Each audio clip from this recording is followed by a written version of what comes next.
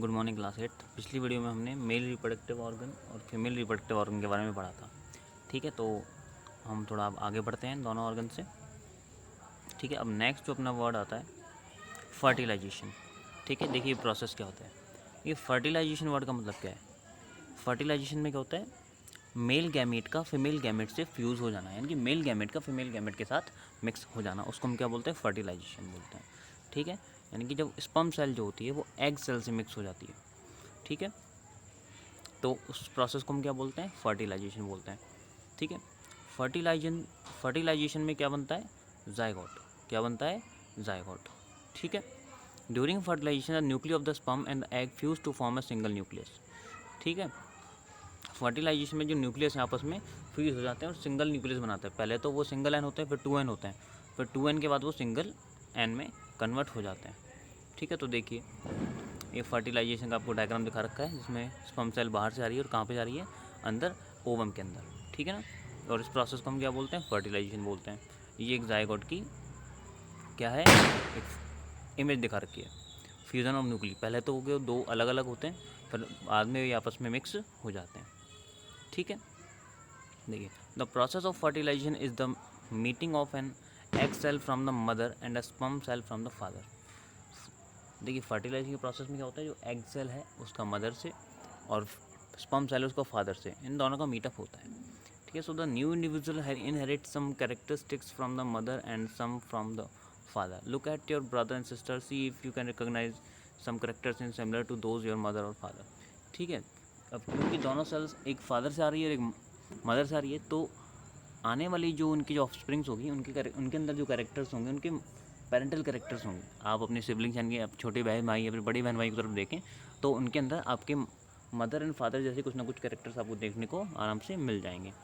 ठीक है, अब देखिए एक होता है इंटरनल फर्टिलाइजेशन, एक ऐसा फर्टिलाइजेशन जो फीमेल की बॉडी के अंदर होता है, उसको हम क्या बोलते हैं, इंटरनल फर्टिलाइजेशन। किस किस में होता है, ह्यूमंस में होता है यानी हम लोगों में, काउस में, डॉग्स में और हैंड्स में, इनमें इंटरनल फर्टिलाइजेशन पाया जाता है। ठीक है, अब देखिए क्या कहते हैं, have you heard of test tube babies. क्या आपने टेस्ट ट्यूब बेबीज़ के बारे में सुना है। देखिए क्या होता है टेस्ट ट्यूब बेबी, देखिए the women are unable to bear babies because sperms can not reach the egg for the fertilisation. कुछ वुमेन्स में क्या होता है, जो स्पर्म सेल्स हैं मेल्स की, वो फीमेल की एग सेल्स तक नहीं पहुंच पाती, उनसे फ्यूज़ नहीं कर पाती, इस तरह वो प्रेग्नेंट नहीं हो पाते। ठीक है, अब इस प्रॉब्लम से सॉल्व करने के लिए एक टेक्निक है जिसका नाम है IVF यानी इन विट्रो फर्टिलाइजेशन। ठीक है, इसमें क्या होता है, फर्टिलाइजेशन बॉडी के बाहर ही करवा दिया जाता है। ठीक है, फिर क्या होगा, in case fertilisation occurs the zygote is allowed to develop for the about a week and then it place in the mother's uterus. ठीक है, जब फर्टिलाइजेशन जब बाहर करवा देते हैं तो उससे जायगोट बनता है और कुछ टाइम बाद उस जायगोट को मदर के यूट्रस में क्या करते हैं, प्लेस कर देते हैं। ठीक है, complete development takes place in the uterus and the baby is born like any other baby.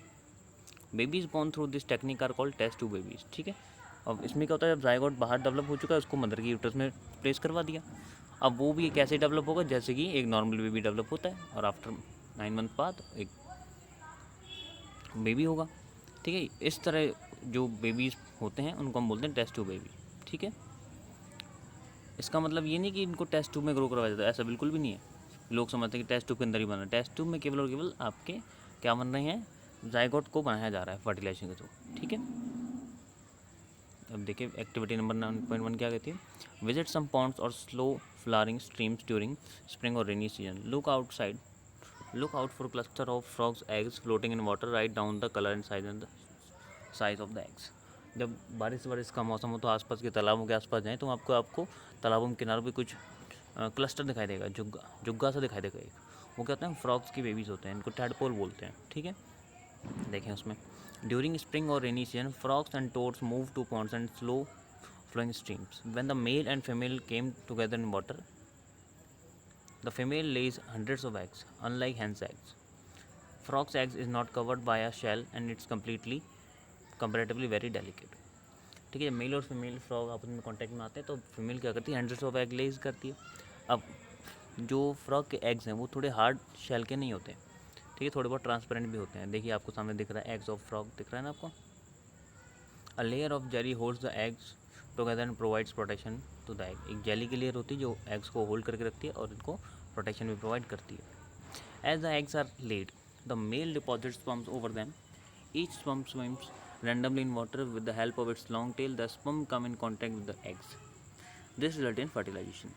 ठीक है, जैसे ही एग्स को पानी के अंदर ले कर दिया जाता है तालाबों में किनारे में, तो मेल क्या करते हैं, उनके ऊपर अपना स्पर्म छोड़ देते हैं। तो स्पर्म के पास एक लॉन्ग टेल होती है, वो ट्रैवल करते करते एग को जाकर के फर्टिलाइज कर देते हैं, और इस तरह से जो फर्टिलाइज होते हैं फीमेल की बॉडी के आउटसाइड, उसको हम बोलते हैं एक्सटर्नल फर्टिलाइजेशन। ये कहाँ पे होता है, एक्वेटिक एनिमल्स में, जैसे कि फिश में और स्टार फिश में इस तरह का फर्टिलाइजेशन आपको देखने को मिलता है। ठीक है, अब ये जो है डेवलपमेंट ऑफ एम्ब्रो, इसको हम पढ़ेंगे नेक्स्ट वीडियो में। अभी आप इतना सा पढ़ें, इसको याद करें। Thank you class 8।